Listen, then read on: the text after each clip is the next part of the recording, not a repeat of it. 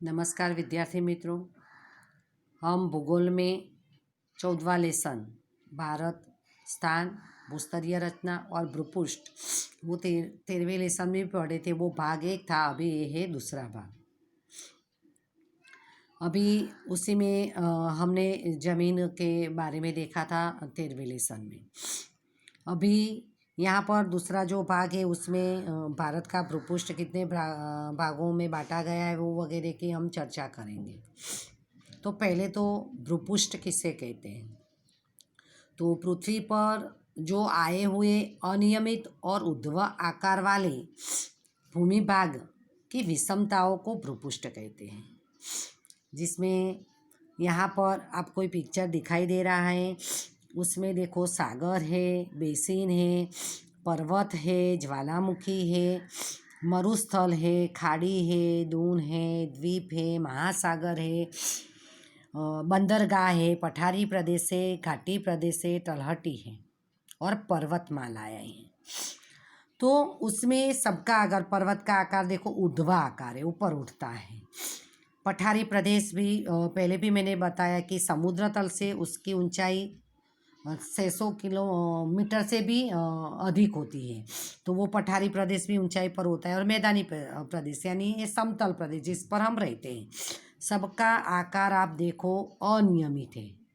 तो ऐसे अनियमित आकार वाले ऊर्ध्व भाग वाले भूमि भाग की जो विषमता है, सम नहीं है, अलग अलग आकार है, तो ऐसे विषमताओं को भूपृष्ठ कहते हैं। तो याद रखना छोटे क्वेश्चन में कि भूपृष्ठ किसे कहते हैं। तो पृथ्वी पर आए हुए अनियमित आकार वाले और ऊर्ध्व आकार वाले भूमि भाग की विषमताओं को भूपृष्ठ कहते हैं।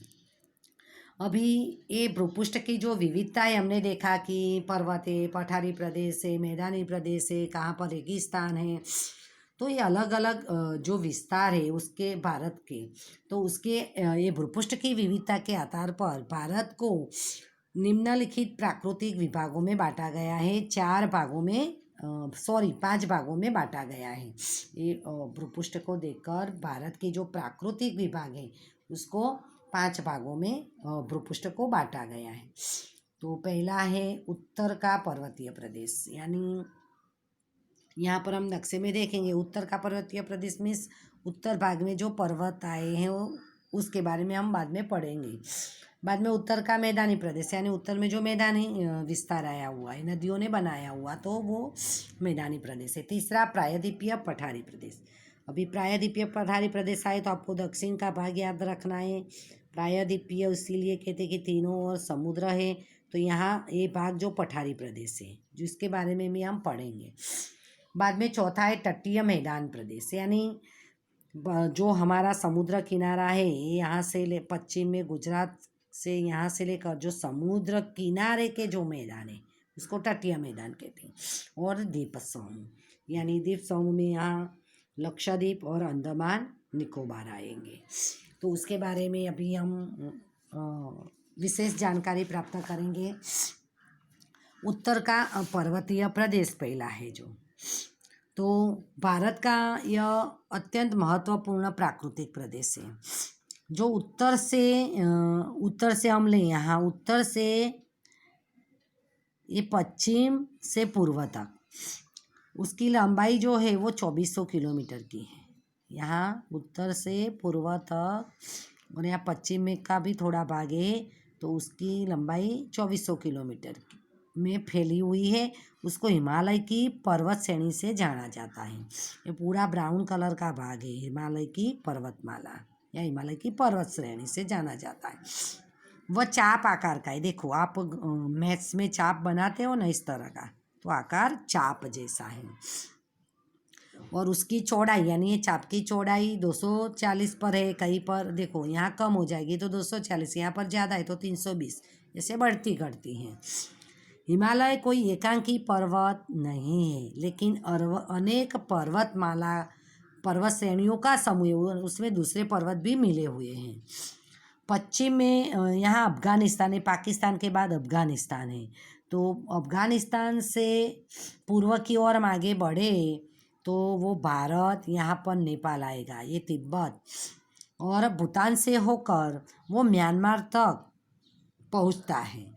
और उत्तर में उसका विस्तार तिब्बत तक फैला हुआ है। ये तिब्बत तक उसका विस्तार फैला हुआ है।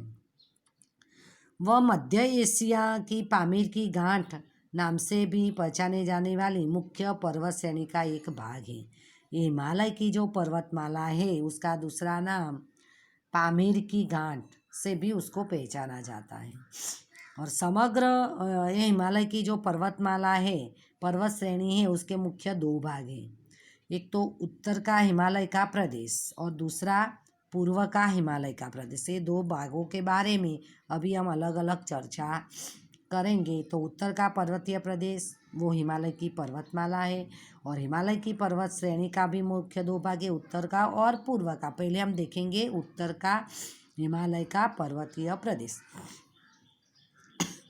अभी इस प्रदेश में एक दूसरे के समांतर 3 गिरिमालाएं, समांतर यानी एक सरखी रेखा में 3 गिरिमालाएं हैं, जिसमें उत्तरी पर्वत श्रेणी बृहद हिमालय कहलाता है। याद रखना, खाली जगह एमसीक्यूज में आ सकता है।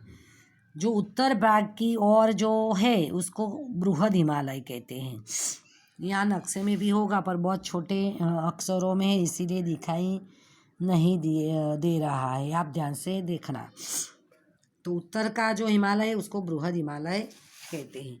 और समग्र हिमालय की यह सबसे ऊंची पर्वत श्रेणी है। ये बृहद हिमालय सबसे ऊंची पर्वत श्रेणी, जिसमें 40 से अधिक शिखर ऐसे हैं कि जिसकी ऊंचाई 7,000 मीटर से भी अधिक है। और उसी में सबसे प्रसिद्ध शिखर माउंट एवरेस्ट आया हुआ है। याद रखना, भारत का सबसे ऊंचा शिखर माउंट एवरेस्ट है, और वो ये उत्तर हिमालय में बृहद हिमालय में आया हुआ है। और उसकी ऊंचाई, माउंट एवरेस्ट की ऊंचाई 8,848 मीटर है। याद रखना, यह नेपाल चीन की सीमा पर स्थित है। यहाँ पर जो नेपाल और चीन, ये चीन रहा, नेपाल और चीन के बीच वो आया हुआ है।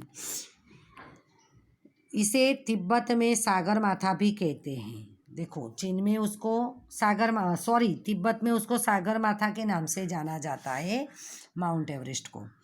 अन्य प्रसिद्ध शिखरों में माउंट गोडविन, ऑस्टिन अथवा K2 है, जिसकी ऊंचाई 8,611 मीटर है। वह भारत का सर्वोच्च शिखर है। अभी देखो, हमने देखा कि माउंट एवरेस्ट सबसे ऊंचा शिखर है हिमालय की पर्वत श्रेणी में, लेकिन वो नेपाल में आया हुआ है।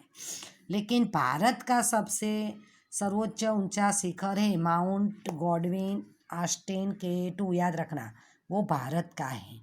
जो हमने माउंट एवरेस्ट देखा वो विश्व का ऊंचा शिखर है और वो नेपाल में आया हुआ है।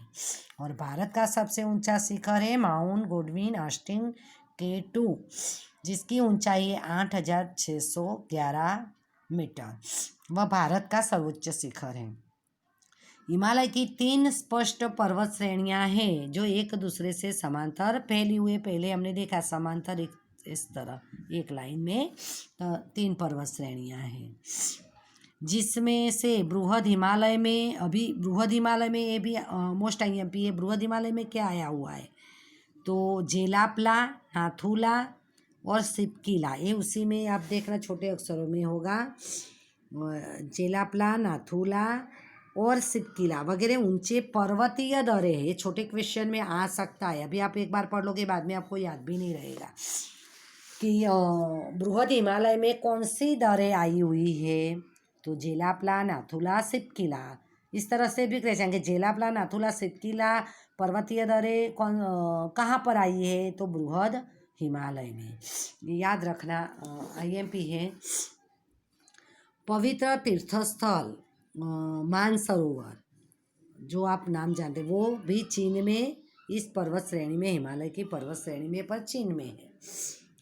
यहाँ पर इतना जानिए खास IMP, क्योंकि आपको कई बार मैचिंग में आए और बताया जाए कि उसको ऊंचाई नहीं दी और बोले कि उसको चढ़ते क्रम में रखिए इस तरह, या उत्तर से पूर्व की ओर कौन सी पर्वतमाला, इस तरह भी क्वेश्चन आ सकता है। तो सबसे बड़ा ऊंचा पर्वत शिखर है माउंट एवरेस्ट, 8,800 48 मीटर जो नेपाल में है, और भारत का विश्व का सबसे ऊंचा है। K2 माउंट गॉडविन ऑस्टिन वो भारत का 8611। बाद में उसके बाद है कंचनजंगा, उसकी ऊंचाई है 8598 मीटर। उसके बाद मकालू, उसकी ऊंचाई है 8481 मीटर। धौलागिरी 8198 मीटर। और उसके बाद है अन्नपूर्णा 8700 मीटर। पहले ही हमने देखा कि हिमालय बहुत सारी पर्वत श्रेणियों का समूह है, सारी पर्वत श्रेणियाँ उसी में आई हुई हैं। अभी बृहद पर्वत श्रेणी में के दक्षिण में स्थित पर्वत श्रेणी में बहुत बड़े विस्तार में फैली हुई है। ये बृहद पर्वतमाला हमने देखा कि उत्तर में जो बृहद पर्वतमाला है वो दक्षिण में भी फैली हुई है। उससे मध्य हिमालय या लघु हिमालय पर्वत श्रेणी कहते हैं। याद रखना, बृहद पर्वत श्रेणी जो दक्षिण में फैली हुई है उसको मध्य हिमालय और लघु हिमालय कहते हैं, और उसकी चौड़ाई 80 से 100 किलोमीटर है। पीर, पंजाल, महाभारत, नागटिब्बा आदि श्रेणियाँ इसी क्षेत्र में हैं, याद रखना। मध्यम ऊंचाई वाली इन श्रेणियों में से हवाखोरी के स्थल यानी हिल स्टेशन जिसको हम कहते हैं, गिरी केंद्र, डलहौजी, धर्मशाला, शिमला, मसूरी, रानीखेत, अल्मोड़ा, नैनीताल, दार्जिलिंग नाम सुने होंगे आपने, आदि विकसित हुए। याद रखना कि जो बृहद हिमालय की दक्षिण में जो मध्य हिमालय और लघु हिमालय है उसमें जो हिल स्टेशन यानी गिरी केंद्र ये सारे आए हुए हैं। बाद में गंगोत्री, यमुनोत्री, बद्रीनाथ, केदारनाथ, हेमकुंड साहिब आदि प्रसिद्ध तीर्थस्थल है। हम 3 धाम की जो यात्रा बोलते हैं वो स्थल भी यहाँ पर आए हुए हैं, गंगोत्री, यमुनोत्री, बद्रीनाथ, केदारनाथ। बाद में कुल्लू, कांगड़ा तथा कश्मीर इस क्षेत्र के अत्यंत रमणीय प्राकृतिक घाटी प्रदेश है। ये घाटी प्रदेश है, कांगड़ा, कुल्लू और कश्मीर। अभी तो ये हमने दूसरी पर्वत श्रेणी देखी। पहली जो उत्तर की ओर की पर्वत श्रेणी हमने देखी उसी में हमने देखा कि बृहद, नाथुला, सितकीला वो दरें आई हुई हैं। बाद में जो दक्षिण की ओर की जो पर्वत श्रेणी है उसमें हमने मध्य हिमालय और लघु हिमालय की जो पर्वत श्रेणी है उसी में हमने देखे कौन से गिरी केंद्र आए हुए हैं और कौन से यात्रा स्थल आए हुए हैं, तो वो सब आपको याद रखना। अभी उसकी ही उत्तर का जो हिमालय की पर्वत श्रेणी है उसी में तीसरी पर्वत श्रेणी एकदम दक्षिण में है। यहाँ पर नक्शे में हम देखेंगे तो उत्तर में यहाँ पर देखिए, बाद में मध्य का भाग है, हमने देखा मध्य हिमालय, लघु हिमालय, तीसरी पर्वत श्रेणी यहाँ पर है जिसको शिवालिक बाह्य हिमालय से जाना था। ये याद रखना, खाली जगह MCQ में आ सकता है। तो तीसरी पर्वत श्रेणी जो एकदम दक्षिण में है, हिमालय की उत्तर में है पर दक्षिण में, तो उसको शिवालिक या बाह्य हिमालय के नाम से जाना जाता है। और इस श्रेणी का अधिकांश विस्तार भारत में है। ये भारत में वो हमने आगे वाला देखा था, तो कई भाग नेपाल, चीन में भी है, नेपाल में भी है, जिसकी चौड़ाई 10 से 15 किलोमीटर तक की है। चौड़ाई जो भाग है पूर्व दक्षिण का वो 10 से 15 किलोमीटर का है और ऊंचाई 1000 मीटर है। इस पर्वत श्रेणी में कुछ विशिष्ट घाटियाँ की रचना है जो कंकड़ पत्थर तथा मोटी परत वाली काप की मिट्टी से ढकी हुई है और स्थानीय भाषा में उसे ये भी मोस्ट IMP है। कई बार आपको एक क्वेश्चन परीक्षा में आता है कि दून किसे कहते हैं। दून ये शब्द आता है, बाद में एक बार आप पढ़ गए, बाद में परीक्षा में आएगा तो कि दून कहाँ, जैसे कि पहली बार सुन रहे ऐसा आप लोगों को लगता है, तो याद रखना दून बार बार क्वेश्चन आता है कि दून किसे कहते हैं। तो हिमालय की जो दक्षिण की पर्वत श्रेणियाँ हैं उसमें कुछ विशिष्ट घाटियों की रचना हुई है और वो घाटियों में जो कंकड़ और पत्थर की मोटी परत वाली कांप की मिट्टी से वो ढंक गई है। जो कंकड़ पत्थर तो है पर वो कांप की मिट्टी से वो ढक गए हैं और वहाँ की स्थानिक भाषा में यानी वहाँ की भाषा में उसको दून कहते हैं। उसके एग्जाम्पल है, याद रखना, देहरादून आपने सुना होगा, पाटली दून और कोथरी दून। तो ये मोस्ट IMP है, क्वेश्चन परीक्षा में आता है बार बार, याद रखना कि दून किसे कहते हैं। तो हिमालय की जो दक्षिण की शिवालिक की जो पर्वतमाला है का उसी में बहुत सारी घाटियों की रचना हुई है, और उसमें जो कंकड़ और पत्थर की जो परत है वो कांप से ढक गई है, कांप की मिट्टी से ढक गई है। उसको स्थानीय भाषा में दून कहते हैं। तो यहाँ तक उनमें से एक्स्ट्रा एमसीक्यूज बना लेना, और आगे जितने चैप्टर हुए इतने के स्वाध्याय पूरा कर लेना। और यूनिट टेस्ट में होने वाले चैप्टर भी साथ साथ में लर्न करना है। वो 25 मार्क्स का परीक्षा जो होने वाली है 28 तारीख को। ओके।